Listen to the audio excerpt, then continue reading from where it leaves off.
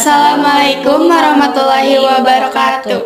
Kami dari kelompok Podcast 10.2. Perkenalkan, nama saya Alia Fauzia. Dan saya Nurina Valentina. Alhamdulillah, puji syukur kita panjatkan kehadirat Allah Subhanahu wa Ta'ala atas berkat dan rahmatnya kita masih bisa berkumpul di tempat ini. Dan di sini kami juga mengundang salah satu narasumber yang mungkin bisa menjawab pertanyaan kami, yaitu Pak Waluya Aklimulia. Halo semuanya. Gimana? Di kesempatan kali ini akan membahas podcast tentang perundungan. Kenapa sih bullying emang sekarang lagi musimnya, atau bahkan kasus bullying emang lagi bermarak-maraknya bisa terjadi? Menurut tanggapan Bapak apa sih? Izin menjawab ya. Jadi memang dari sejak mungkin saya sebelum lahir pun kayaknya udah ada ya yang namanya bullying. Jadi sebetulnya bullying itu adalah tindakan yang sebenarnya ingin melukai seseorang tanpa rasa kasihan. Misal nih, kalau saya punya kuasa dan mungkin kamu punya kelemahan, biasanya orang yang punya kuasa itu akan berkuasa untuk pokoknya apa aja dilakuin.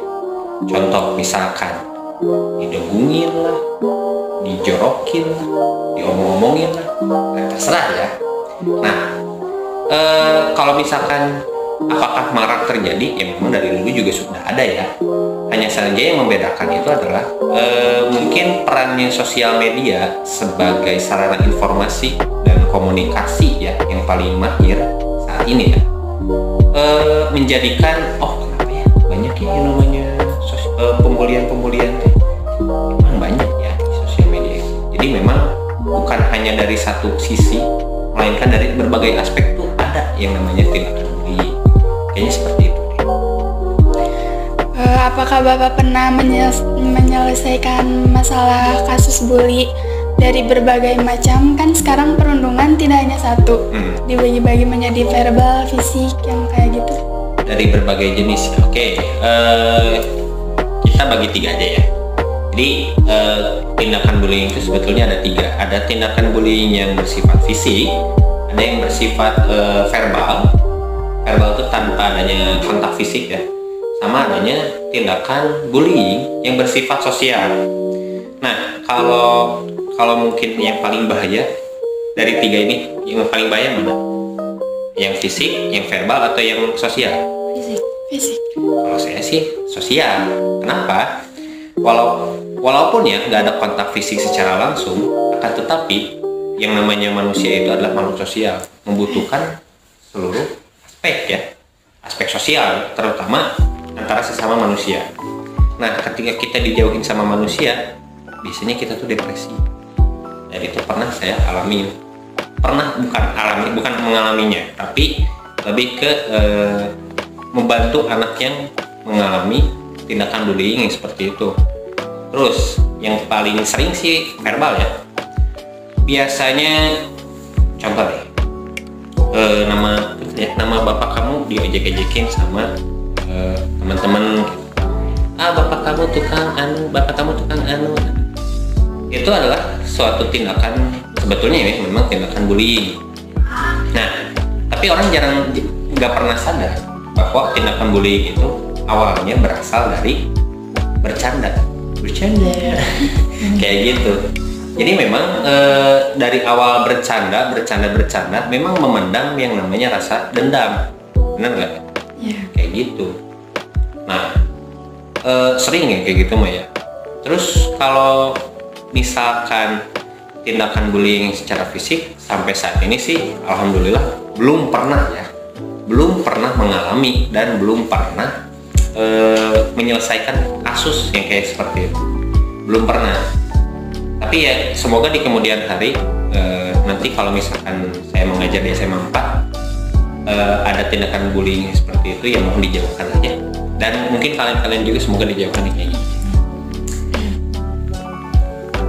Menurut Bapak apa sih hukuman yang pantas untuk bully? Hukuman yang paling pantas, waktu itu pernah sih ngobrol sama beberapa orang dari Kemenkumham ya, Kemenkumham Jabar terutama, bahwa yang memang yang lebih pantas itu adalah bukan memang bukan dari sekolah sebetulnya tindakannya kayak gitu mah. Memang adanya peran pemerintah, justru ada peran pemerintah yang diharuskan untuk menindaklanjuti tindakan bullying. Contoh, kalau misalkan kita amit-amit nanya, kalau kita jadi pelaku nih, pantas nggak kalau misalkan hukumannya cuman udah kamu nggak usah masuk 2 hari? Adil nggak? Tidak. Nah, jadi memang sebetulnya memang kalau tidak salah ya, mungkin kalau misalkan penonton yang tahu boleh dikoreksi ya. Tapi kalau yang saya pahami, memang sebetulnya harusnya sudah ada undang-undang perlindungan tindakan bullying. Untuk pelaku harusnya memang dihukum dan dijerat, asal sebetulnya harusnya hukuman yang paling pantas kalau bagi saya ya penjara. Cuman biasanya kan tindakan bullying itu biasanya dilakukan oleh anak-anak sekolah ya, karena mungkin belum pantasnya untuk masuk penjara, biasanya direhabilitasi. Kenapa direhabilitasi? Karena tindakan bullying itu candu. Kenapa candu? Karena semakin kita menyiksa orang, semakin kita enak. Kalau untuk orang yang melakukan bullying. Jadi memang kalau bagi saya harusnya itu dikasih hukuman rehabilitasi ya, supaya mereka jerat dan supaya mereka pun bisa menyadarkan bahwa tindakan bullying itu tidak benar kayak gitu. Siapakah yang bertanggung jawab? Yang bertanggung jawab dalam tindakan bullying ya. Kalau misalkan kita ambil contoh aja ya, di sekolah deh. Siapa yang harusnya bertanggung jawab? Apakah guru atau siswa? Kalau kata kalian siapa? Guru atau siswa? Pilih salah satu. Guru. Oke, kalau yang bertanggung jawab harusnya semua aspek yang harus bertanggung jawab. Kenapa? Jadi tindakan bullying itu sebetulnya seperti lingkaran setan. Ngerti nggak? Seperti lingkaran setan. Kalau misalkan tidak bisa keluar dari salah satu aspek, ya tetap roda itu tuh akan tetap berjalan. Makanya kenapa tindakan bullying itu harus dicegah dari sampai ke akar-akarnya, supaya roda yang berjalan ini atau lingkaran setan ini yang sedang berjalan ini bisa direm seenggaknya. Makanya kalau misalkan kenapa yang bertanggung jawab itu harusnya siapa? Apakah satu orang kah atau banyak orang? Ya harusnya banyak orang. Termasuk misalnya ada siswa, ada guru, ada kepala sekolah, belum kepala sekolah punya wakil-wakilnya, ada wakase, ada staf TU, ada ibu kantin, bapak satpam dan lain sebagainya. Nah itu tuh harus berperan semuanya dalam pencegahan tindakan bullying ya. Jadi kalau misalkan ditanya bertanggung jawab ya semua aspek harus bertanggung jawab. Kayak gitu aja sih. Upaya yang harus dilakukan ketika ada korban? Upaya yang harus bisa dilakukan sebetulnya mah perbaiki komunikasi. Gini nih ya, setiap orang, saya tidak menyalahkan satu orang ya, tapi kebanyakan orang kalau misalkan diajak ngomong suka nggak bisa mendengar, pengennya didengar terus. Contoh, kalau misalkan kamu cerita sama saya, aku tuh gini, kamu tuh masih mending. Nah, kamu mending. Bukannya gimana ya. Cuman kalau misalkan ada orang yang cerita, silakanlah dengar. Jangan mau didengar terus. Kamu mah masih mending. Sering kan? Atau mungkin kalian jadi salah satunya. Kayak gitu. Iya aja ya. Oke. Jadi memang pada intinya sebetulnya yang harus diupayakan oleh kita sendiri ya. Perbaiki komunikasi.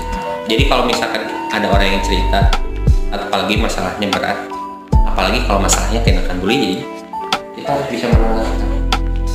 Dan mendengarkan itu adalah sarana healing bagi mereka yang membutuhkan. Nah, kenapa beberapa siswa-siswi itu kalau misalkan ke BK. Kenapa? Karena mereka tuh takut kalau mereka tuh dijudge yang enggak atau dinilai yang kurang. Kamu tuh harusnya kayak gini, kamu tuh harusnya kayak gitu, kamu tuh masih mending. Capek ya? Nah, makanya butuh tindakan yang mungkin ya kayaknya kita harusnya bisa ngedengerin dulu deh sebelum menjudge kayak gitu. Kalau kata dari saya, itu opini saya ya. Gitu aja. Terus apakah lingkungan sekitar dapat mempengaruhi seorang menjadi pembuli? Jelas dong. Karena gini, suka ada pepatah kayak gini.